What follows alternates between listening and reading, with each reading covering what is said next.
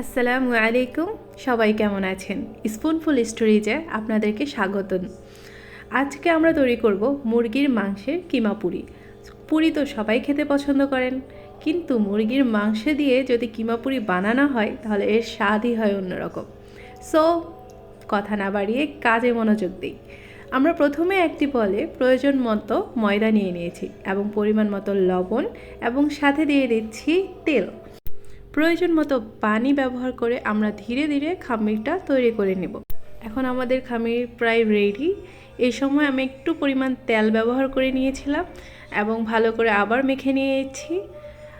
আপনি দেখতেই পাচ্ছেন। সো মেখে নেওয়ার পর এটা আমরা একটা বল দিয়ে ডেকে দিব, ডেকে প্রায় 30 মিনিটের মতো আলাদা করে রেখে দেব। এখন আমাদের কাজ হলো কিমা পুরির পুরটা তৈরি করা। সো এই জন্য আমাদের প্রয়োজন চিকেন, আলু সিদ্ধ, পেঁয়াজ এবং কাঁচামরিচ। পুর তৈরি করার জন্য একটা ফ্রাই প্যান নিয়ে নিচ্ছি। ফ্রাই প্যানে প্রয়োজন অনুযায়ী সয়াবিন তেল দিব। তো সয়াবিন তেল এখানে আমি প্রায় 2 টেবিল চামচের মতো ব্যবহার করছি। সয়াবিন তেলটা গরম হয়ে আসলে সেখানে আমরা দিয়ে দিচ্ছি পেঁয়াজ কুচি ব্রাউন কালার হওয়া পর্যন্ত আমরা ভাজবো। এতে একটা সুন্দর স্মেল বের হবে। তখন আমরা চিকেনগুলো দিয়ে দিব, অর্থাৎ মুরগির যে কিমাটা আছে সেটা আমরা দিয়ে দিব এবং মুরগির কিমাটাও ভালোভাবে ভেজে নেব। এই পর্যায়ে কাঁচামরিচ অ্যাড করছি আর পরিমাণ মতো লবণ। আর আমি এখানে মশলাগুলো দিয়ে দিব, যেমন হলুদ মরিচের গুঁড়ো, গরম মশলার গুঁড়ো আর আদা রসুন পেস্ট। সামান্য পরিমাণে টেস্টিং সল্ট ব্যবহার করেছিলাম। এই পর্যায়ে মশলাগুলোকে ভালোভাবে ভেজে নিচ্ছি। একটু তেল ছাড়া ছাড়া হয়ে আসলে তখন পানি যোগ করব।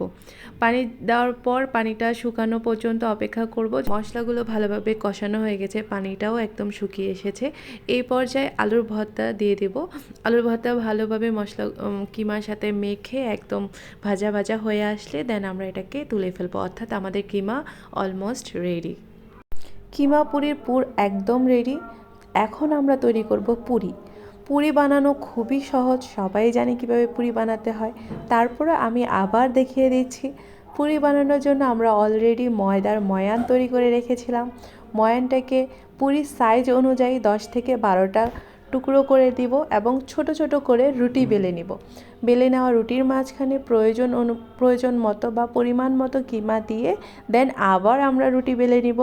দেন এগুলো সবগুলো রুটি বেলা হয়ে গেলে ডুবো তেলে ভেজে নেব। এভাবেই করে আমরা কিমা পুরি তৈরি করে নিব। অবশ্যই আপনারা বাসায় ট্রাই করবেন। কিমা পুরিটা আসলেই খেতে খুব ভালো হয়েছিল। এবং অবশ্যই আমাদের চ্যানেলটা সাবস্ক্রাইব করবেন যেন আমরা উৎসাহ পাই এবং নতুন নতুন কিছু রান্না শিখি এবং আপনাদের সাথে শেয়ার করি। যেহেতু আমরা নতুন রাঁধুনি, বুঝতেই হবে। এই পর্যন্তই, ভালো থাকবেন। আল্লাহ হাফেজ।